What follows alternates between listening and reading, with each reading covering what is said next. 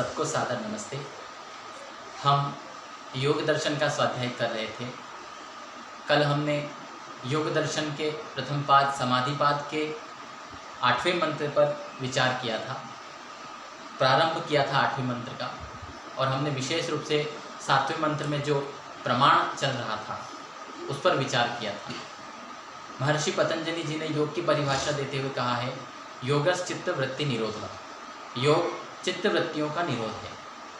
तो ये चित्त वृत्ति क्या है, ये हमारे मस्तिष्क में अच्छी तरह बैठ जाए, इसलिए हम बार बार इस चित्त वृत्ति के बारे में बातें करते हैं। महर्षि पतंजलि जी ने इन चित्त वृत्तियों को विशेष रूप से समझाया है। उन्होंने कहा कि ये वृत्तियाँ 5 प्रकार की हैं और हर एक वृत्ति क्लिष्ट और अक्लिष्ट भेद से 2-2 प्रकार की है। 5 प्रकार की वृत्तियों में हमने प्रमाण वृत्ति के बारे में कल देखा था, जिसमें पिछले 3 दिनों से हम प्रमाण वृत्ति को ही समझ रहे थे। प्रमाण वृत्ति 3 प्रकार की है, प्रत्यक्ष प्रमाण, अनुमान प्रमाण और आगम प्रमाण, जिसे हम शब्द प्रमाण भी कहते हैं। तो हमने कल शब्द प्रमाण के ऊपर बात की थी कि जो आप्त विद्वान है, जिसने प्रत्यक्ष और अनुमान किया है, ऐसे विद्वान योगी की बातें हमारे लिए प्रमाण होती हैं, और जो योगी नहीं है और श्रद्धा योग्य नहीं है उसकी बातें प्रमाण नहीं होती। फिर आज हम योग दर्शन के 8वें सूत्र पर विचार करेंगे, जिसकी शुरुआत हमने कल की थी। 5 वृत्तियों में से दूसरी वृत्ति, जिसे विपर्यय वृत्ति कहा जाता है। विपर्यय शब्द से ही स्पष्ट है। विपर्यय अर्थात विपरीत ज्ञान, जो मिथ्या ज्ञान है, उल्टा ज्ञान है, उसे विपर्यय कहा जाता है।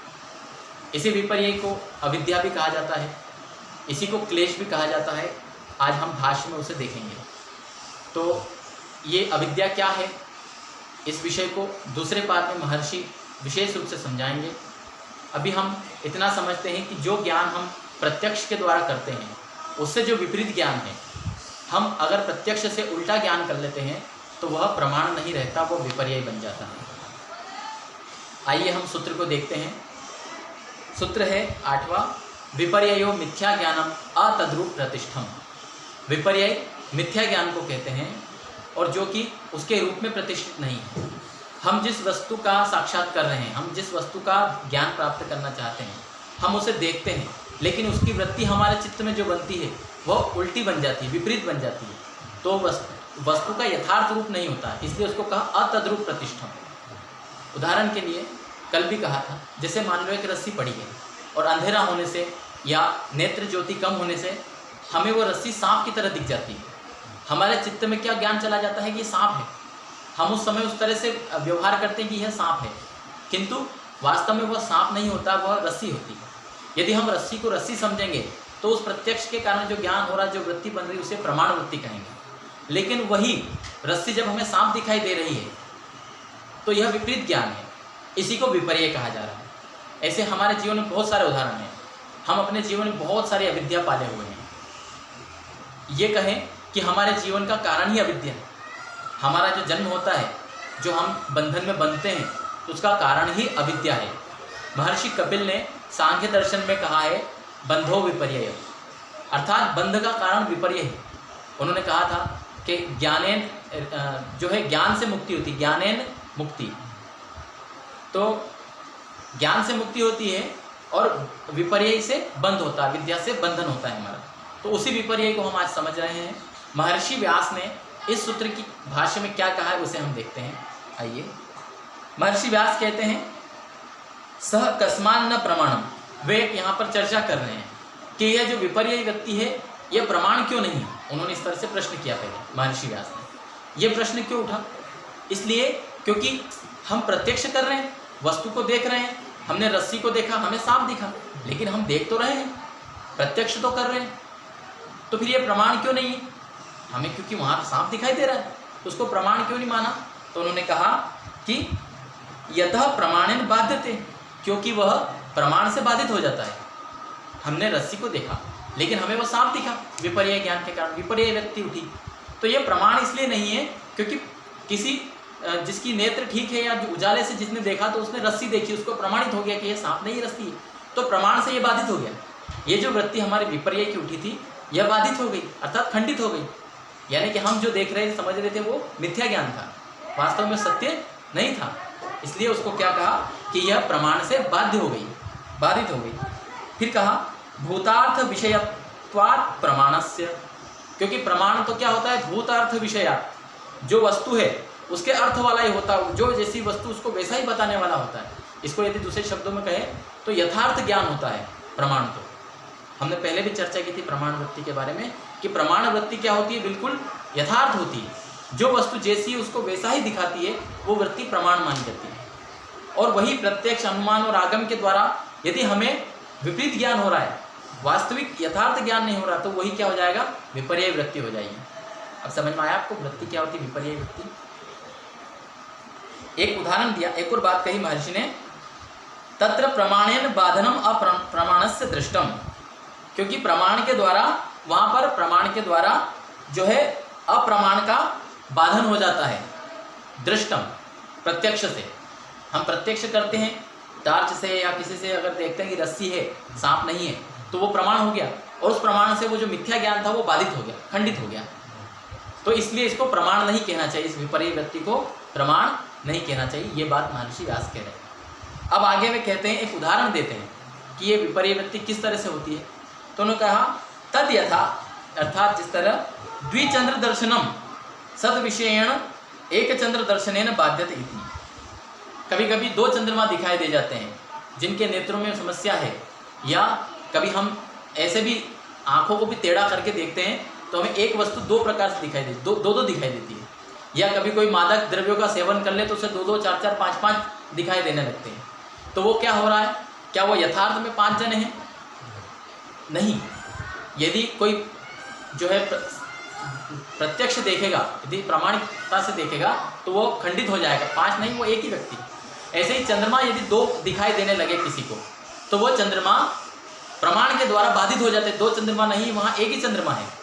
इस प्रकार का उदाहरण महर्षि देते हैं कि ये एक चंद्र के दर्शन से सद विषयण, जो उसका सही विषय है जो चंद्रमा का, उसको देखने से वो जो 2 चंद्र दिखने की जो बात थी, वो विपर्य वृत्ति थी, वो बाधित हो जाती है, खंडित हो जाती है।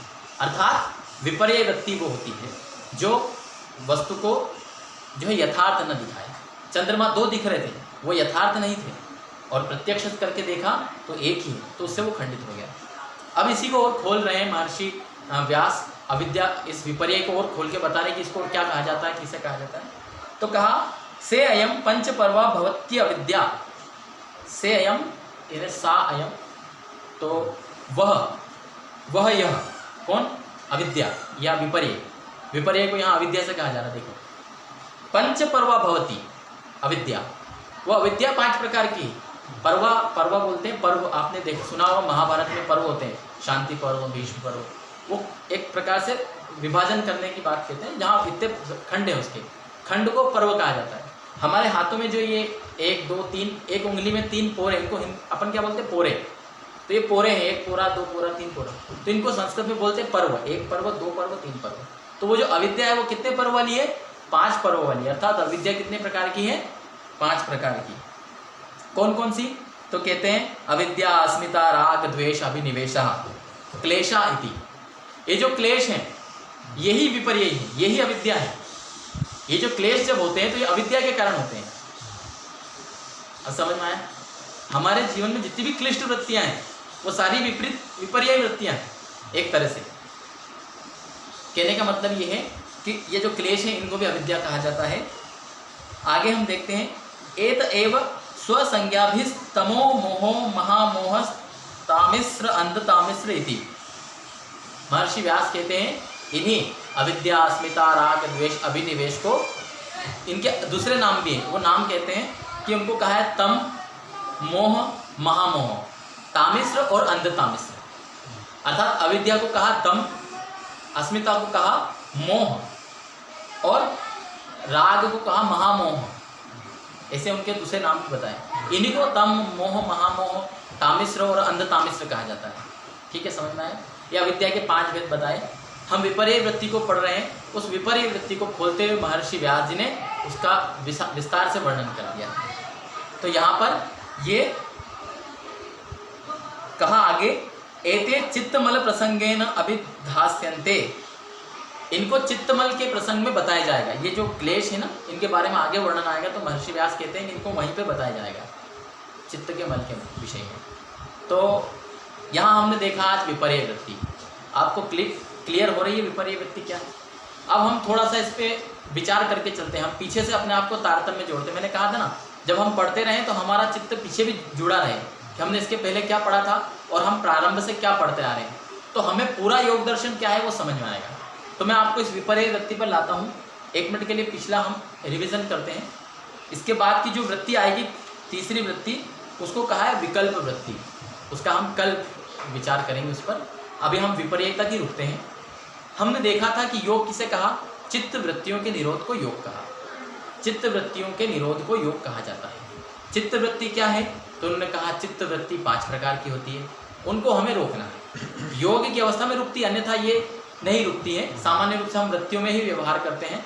इसके लिए महर्षि पतंजलि जी ने एक सूत्र दिया था, वृत्ति सारूप्यम इतरत्र, कि आत्मा की स्थिति हमेशा वृत्तियों में रहती है। योग से विपरीत दशा में आत्मा कैसा होता है, वृत्तियों के रूप वाला होता है। तो वे वृत्तियाँ क्या है, उसको महर्षि पतंजलि जी ने आगे खोला था कि वृत्तियाँ 5 प्रकार की है और 2-2 प्रकार की। पहले उन्होंने कहा वृत्तया पंचतय क्लिष्टा अक्लिष्टा, वृत्तियाँ 5 प्रकार की है, क्लिष्ट और अक्लिष्ट भेद से, यानी 5 प्रकार की वृत्तियाँ क्लिष्ट भी है और 5 प्रकार की वृत्तियाँ अक्लिष्ट भी है। अब वो 5 वृत्तियाँ क्या है, तो उसको उन्होंने समझाया कि पहली वृत्ति है प्रमाण। उसको एक सूत्र दिया उन्होंने, 7वां सूत्र, जिसमें उन्होंने कहा, 6ठा सूत्र, कि प्रमाण, विपर्यय, विकल्प, निद्रा और स्मृतया। वहाँ पर 5 के नाम गिनाए, प्रमाण, विपर्यय, विकल्प, निद्रा और स्मृति। हमको ये सारे याद हो जाने चाहिए। जब हम ये स्वाध्याय कर रहे हैं ना, तो हमको ये सारी चीज़ें याद होती जानी चाहिए, इसलिए हम बार बार रिविजन करते हैं। तो प्रमाण, विपर्यय, विकल्प, निद्रा और स्मृति 5 प्रकार की वृत्तियाँ होती है। वृत्ति क्या है, इसको भी हमने समझा था कि हमारे चित्त में जो ज्ञान बनता है, हम बाहरी विषयों से जो ज्ञान प्राप्त करते हैं, हमारे चित्त में जो इंद्रियों के माध्यम से पहुंचता है ज्ञान, तो हमारा चित्त एक विशेष रूप से परिवर्तित हो जाता है, या यह कहें कि उस विषय के रूप वाला हो जाता है, उससे उपरक्त हो जाता है। जिसका एक उदाहरण दिया था कि दूरदर्शन, कहीं दूर पे कोई कार्य चल रहा है, उसको वीडियो बना करके टीवी पे दिखाया गया, तो वो वहाँ चल रहा है, लेकिन हमको कहाँ दिख रहा है, हमारे घर में। तो वो जो स्क्रीन है वो एक प्रकार से चित्त के तरह से है। हमारे मन में आत्मा क्या होता है, चित्त को ही देखता है हमेशा, तो चित्त में उठने वाली वृत्तियों को देखता है। तो जो वृत्तियाँ हैं वही हमें दृष्टव्य, वही हमें दिखाई देने वाली है। तो उन 5 प्रकार की वृत्तियों को हमें समझना चाहिए, जिसमें से पहली हमने समझी प्रमाण। तो प्रमाण भी 3 प्रकार से कही कि हम प्रमाण किसी वस्तु का करते तो 3 प्रकार से करते हैं, प्रत्यक्ष, अनुमान और आगम। अब इसको वृत्ति क्यों कहा प्रमाण को, इसलिए क्योंकि प्रमाण क्या होता है, हमको ज्ञान कराने के साधन को प्रमाण कहा जाता है। तो ये वृत्तियाँ हमको ज्ञान करा रही है, लेकिन जो ठीक जो है ज्ञान कराए उसे ही प्रमाण कहा जाता है। जो अशुद्ध ज्ञान करवाए, मिथ्या ज्ञान कराए, उसे प्रमाण नहीं कहते, उसको क्या कहते हैं, फिर आगे हमने पढ़ा विपर्य कहते हैं। ठीक ज्ञान नहीं होता, अगर हम इंद्रियों से देखते हैं पर ज्ञान ठीक नहीं हो रहा है, मिथ्या ज्ञान हो रहा है, तो उसे क्या कहा, विपर्य वृत्ति। दूसरी वृत्ति समझ में आई। हमने यहाँ तक योग दर्शन पढ़ा है, तो यहाँ तक आपको सारा क्लियर है। इसमें अगर कोई प्रश्न उठ रहा हो तो हमारे पास अगर समय हो तो आप पूछें। कोई प्रश्न इस बीच में कुछ पूछना है? जी, प्रमाण और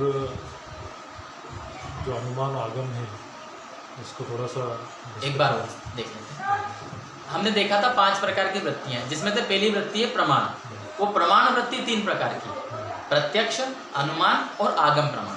ठीक है, प्रमाण किसे कहा मैंने, कि जो वृत्ति हमारे चित्त में जा रही है और ठीक ज्ञान करवा रही है, वो वृत्ति क्या है, प्रमाण वृत्ति। अब वो 3 प्रकार से होता है हमको ज्ञान। एक तो प्रत्यक्ष होता है कि हम इंद्रियों से देखें, कान से सुने या त्वचा से हम स्पर्श महसूस करें, तो ये प्रत्यक्ष हो रहा है हमको, तो इसकी भी एक वृत्ति बन रही है हमारे चित्त में। एक बात याद रखें कि वृत्ति का मतलब ये नहीं है कि खाली चित्र बनता हो चित्त में, हमारे मन में केवल चित्र बने वही वृत्ति नहीं है। जो रूप होता है उसका चित्र बनेगा, लेकिन जो स्पर्श का अनुभव हुआ उसकी भी वृत्ति बनेगी। तो वहाँ चित्र दिखाई नहीं देगा, लेकिन वो अनुभूति होगी हमें स्पर्श की, वो वृत्ति है। अनुभूति जो हो रही है वो वृत्ति है, जो ज्ञान हो रहा है वो वृत्ति है। कौन सी वृत्ति है? वही प्रमाण वृत्ति।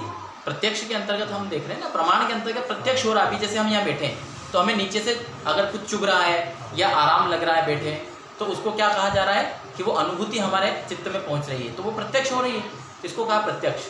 ऐसे ही दूसरा प्रमाण होता है, हम एक तो प्रत्यक्ष से ज्ञान प्राप्त करते हैं, दूसरा अनुमान से करते हैं। कभी कभी हमें वस्तु ठीक ठीक दिखाई नहीं देती, लेकिन अनुमान कर लेते हैं हम कि मान लो पानी गिर रहा है, तो इससे हमने अनुमान कर लिया कि बादल होंगे आसमान में, बिना बादल के पानी गिरेगा नहीं, तो हमने बिना देखे अनुमान कर लिया कि बादल है, तो ये अनुमान प्रमाण। और अंत में क्या, शब्द प्रमाण। अगर हम घर में बैठे हैं, बाहर पानी गिर रहा है, हमें पता नहीं पानी गिर रहा, आवाज़ भी नहीं आ रही है, लेकिन किसी ने हमको आकर के कहा कि बाहर पानी गिर रहा है, अब उसकी बात प्रमाणिक है कि वो झूठ नहीं बोलता है, आप्त व्यक्ति, तो उसकी बात प्रमाण होगी। हालांकि ये हम सामान्य दैनिक व्यवहार में देखते हैं, लेकिन जब हम योग साधना में बैठे तो हमारे लिए बड़े बड़े सिद्धांत जो होते हैं उनका हमें विश्वास करना होता है, तो वो प्रमाण से सिद्ध करना होता है। हम हर एक बात को प्रमाण नहीं मान सकते। इस विषय में कल चर्चा हुई थी कि कुछ भी बाबा आते हैं और वो अपने मन से कुछ भी बता देते हैं, लोग उनके चेले बन जाते हैं, तो क्या वो हर बात प्रमाणिक है? तो वो नहीं है। तो हमें प्रमाण की बहुत आवश्यकता होती है, इसलिए ये शास्त्र के अंतर्गत रखा। ठीक है, तो आज के विषय को यहीं रखते हैं। आप सबका धन्यवाद। ओम नमस्ते।